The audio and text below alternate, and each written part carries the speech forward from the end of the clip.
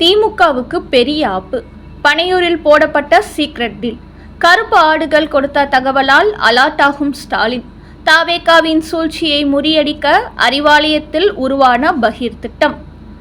வணக்கம் நண்பர்களே. புதிதாக கட்சி தொடங்கியிருக்கும் நடிகர் விஜய் வரப்போகிற 2026 சட்டமன்ற தேர்தலில் திமுகவுக்கும் தமிழக வெற்றி கழகத்திற்கும் இடையேதான் போட்டி என்று கூறி வருகிறார். இப்படி விஜய் கூறுவதால் தங்களது எதிர் ஓட்டுகளை பிரிப்பதற்கு திட்டமிடுகிறார் என்று திமுக தரப்பு கலவரம் அடைந்திருக்கிறது. இதன் காரணமாக கரூர் சம்பவத்துக்கு பிறகு திமுகவுக்கு எதிராக சில கருத்துக்களை வெளியிட்டார் மு.க. ஸ்டாலின். தேவையில்லாமல் விஜய்க்கு பதில் கொடுத்து அவரை அரசியலில் வளர்க்க வேண்டாம் என்று அவர் நினைத்தாலும் கூட அந்த சந்தர்ப்பத்தை பயன்படுத்தி விஜய்க்கு பின்னடைவை ஏற்படுத்த வேண்டும் என்று சட்டசபையில் பேசியிருந்தார் மு.க. ஸ்டாலின். குறிப்பாக திமுகவின் மோடி எதிர்ப்பு ஓட்டுகளான கிறிஸ்தவர்களின் ஓட்டுகளை முழுமையாக விஜய் பிரித்து விடுவார் என்பதனால் அவர் மீது ஒட்டுமொத்த திமுகவினரின் கவனமும் திரும்பியுள்ளது. இந்த நேரத்தில்தான் சட்டசபையில் மு.க. ஸ்டாலின் பேசியதை நமக்கு எதிராக வன்மத்தை கக்கியுள்ளார். சட்டசபையில் எங்களை விமர்சித்து மோசமான அரசியல் செய்துள்ளார் என்று கூறியிருந்தார் விஜய். அதோடு நமது குடும்ப உறவுகளை இழந்ததால் சொல்ல முடியாத வேதனையிலும் வலியிலும் இருந்தபோது நாம் அமைதி காத்த நிலையில் திமுக அர்த்தமற்ற அவதூறுகளை பரப்பியது. என்றாலும் தமிழக அரசுக்கு உச்சநீதிமன்றம் நறுக்கென்று குட்டு வைத்தது. திமுகவுக்காக வாதாடிய வழக்கறிஞர்கள் கூனி குறுகி நின்றார்கள். இதை இந்த நாடே பார்த்தது.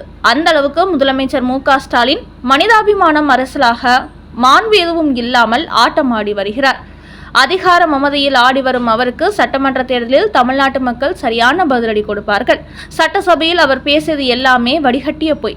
கரூரில் நடந்த சம்பவம் எதற்காக ஏன் நடத்தப்பட்டது என்பதை தமிழ்நாட்டு மக்கள் அறிவார்கள். அதற்கு அவர்கள் பாடம் கற்பித்து திமுக மீண்டும் அறிவாலயத்துக்குள் ஒளிந்து கொள்ளும் நிலையை தமிழ்நாட்டு மக்கள் ஏற்படுத்துவார்கள் என்று விஜய் பொதுக்குழுவில் ஸ்டாலினுக்கு எதிராக பேசியிருந்தார். இப்படி ஸ்டாலினுடன் நேருக்கு நேர் விஜய் மோதத் தொடங்கியதால் அரசியல் வட்டாரத்தில் மீண்டும் கவனம் பெற்றது. ஆனால் இது மு.க. ஸ்டாலினுக்கு கடும் அதிர்ச்சியை கொடுத்திருக்கிறது.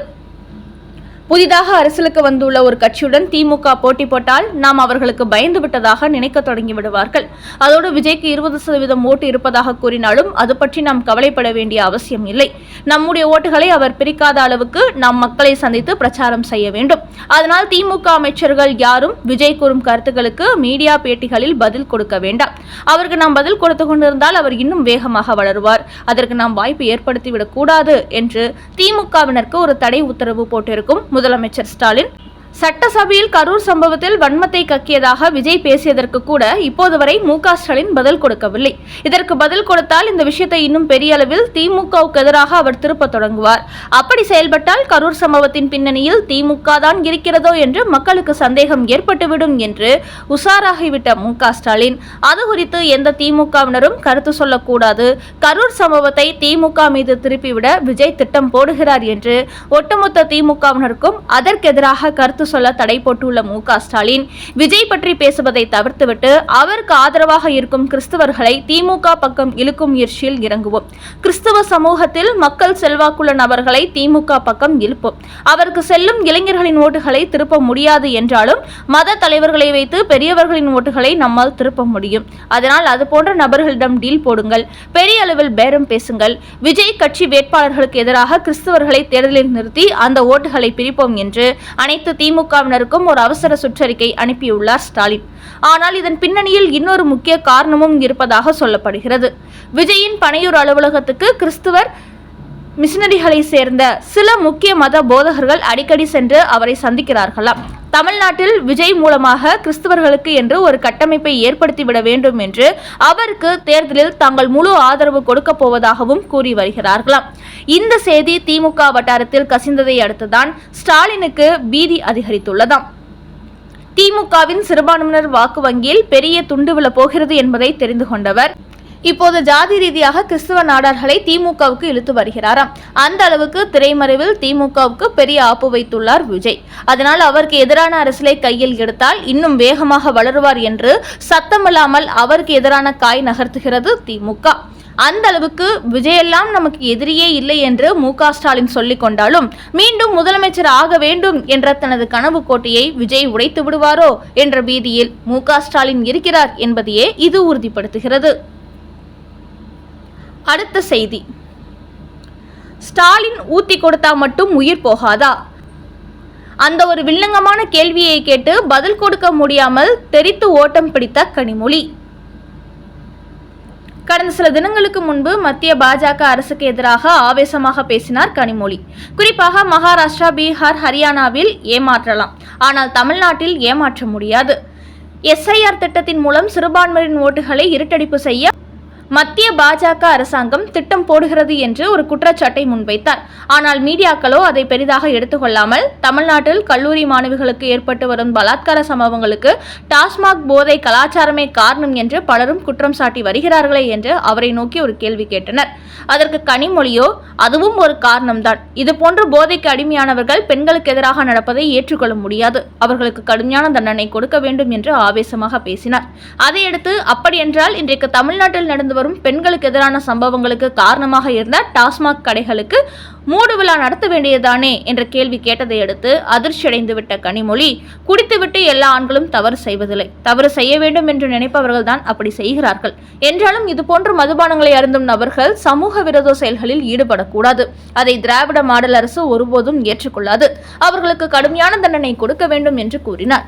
அதற்கு மீடியாக்கள், கடந்த அதிமுக ஆட்சி காலத்தில் டாஸ்மாக் கடைகளில் மது அருந்துவதனால்தான் தமிழ்நாட்டு ஆண்கள் உயிரிழந்து ஏராளமான பெண்கள் விதவை ஆகிக் கொண்டிருப்பதாக கூறினீர்களே, திமுக ஆட்சியிலும் அதே டாஸ்மாக் தொடர்கிறதே, இப்போது மட்டும் தமிழ்நாட்டு பெண்கள் விதவையாக மாட்டார்களா என்று ஒரு கேள்வி கேட்டது கடுமையான அதிர்ச்சிக்கு உள்ளாகிவிட்டார் கனிமொழி. அதையடுத்து அதிமுக ஆட்சியில் அதிகப்படியான டாஸ்மாக் கடைகள் திறக்கப்பட்டது. ஆனால் முதலமைச்சர் மு.க. ஸ்டாலின் தேர்தலுக்கு முன்பு கொடுத்த வாக்குறுதிப்படி டாஸ்மாக் கடைகளின் எண்ணிக்கையை குறைத்து கொண்டு வருகிறார். அதனால் இதை படிப்படியாக அவர் குறைத்து விடுவார், தமிழ்நாட்டில் ஏற்படும் பாதிப்புகள் படிப்படியாக குறைய தொடங்கிவிடும் என்று கூறிய கனிமொழியிடத்தில், இவர்கள் டார்கெட் வைத்து டாஸ்மாக் வியாபாரம் செய்து வருவதை பார்க்கும்போது குறைப்பதற்கு எந்த அறிகுறியும் தெரியவில்லையே என்று குறுக்கு கேள்வி கேட்டபோது அதற்கு சரியான பதிலை கொடுக்க முடியாமல், இன்றைக்கு நாட்டில் எத்தனையோ மக்களுக்கு எதிரான செயல்களில் மத்திய அரசு ஈடுபட்டுள்ளது, தேவையில்லாமல் எஸ்ஐஆர் நடவடிக்கை கொண்டு வந்து மக்களை துன்புறுத்துகிறார்கள், அதை பற்றியெல்லாம் நீங்கள் கேள்வி கேட்காமல் சம்பந்தமில்லாமல் டாஸ்மாக் குறித்து கேள்வி கேட்கிறீர்கள், அதை கூடிய சீக்கிரமே தமிழக முதலமைச்சர் கட்டுக்குள் கொண்டு வந்து விடுவார், அதனால் தற்போதைய பிரச்சனை குறித்து பேசுங்கள், அதனால் தற்போது தமிழ்நாட்டை அச்சுறுத்தும் எஸ்ஐஆர் நடவடிக்கை குறித்து பேசுங்கள் என்று விவகாரத்தை எஸ்ஐஆரை நோக்கி திருப்பி எஸ்கேப் ஆனார் கனிமொழி. யோகி ஆதித்யநாத் கொண்டு வந்த அதிரடி சட்டம். தமிழ்நாட்டில் உள்ள திமுகவினர் ஜெய்ஹிந்த், வந்தே மாதரம் போன்ற தேச ஒற்றுமையை வெளிப்படுத்தும் வார்த்தைகளை பயன்படுத்தவே கூடாது என்று கூறுகிறார்கள். சட்டசபையில் கூட ஆளுநர் உரையில் ஜெய்ஹிந்த் என்ற வார்த்தையை நீக்குகிறார்கள். அந்த அளவுக்கு தமிழ்நாட்டில் தேசப்பற்று ஓரங்கட்டப்பட்டு வருகிறது. ஆனால் உத்தரப்பிரதேச முதலமைச்சர் யோகி ஆதித்யநாத் தற்போது ஒரு புதிய சட்டம் கொண்டு வந்திருக்கிறார்.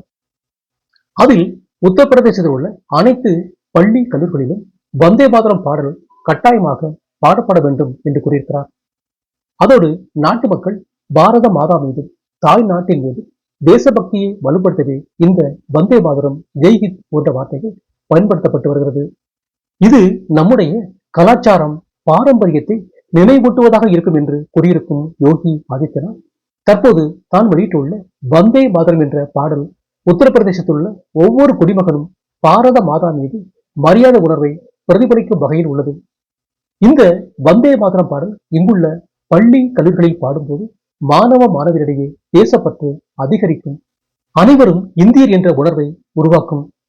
பல்வேறு சாதி மதங்களால் மக்கள் பிரிந்து கிடக்கும் நிலையில் இதுபோன்ற தேசப்பற்று பாடல்கள் நாம் அனைவரும் இந்தியர்கள், அனைவரும் ஒன்று என்ற ஒரு மகத்தான சிந்தனை மாணவ மாணவியர் மனதில் விதைக்கும் என்று தெரிவித்திருக்கிறார் யோகி ஆதித்யநாத்.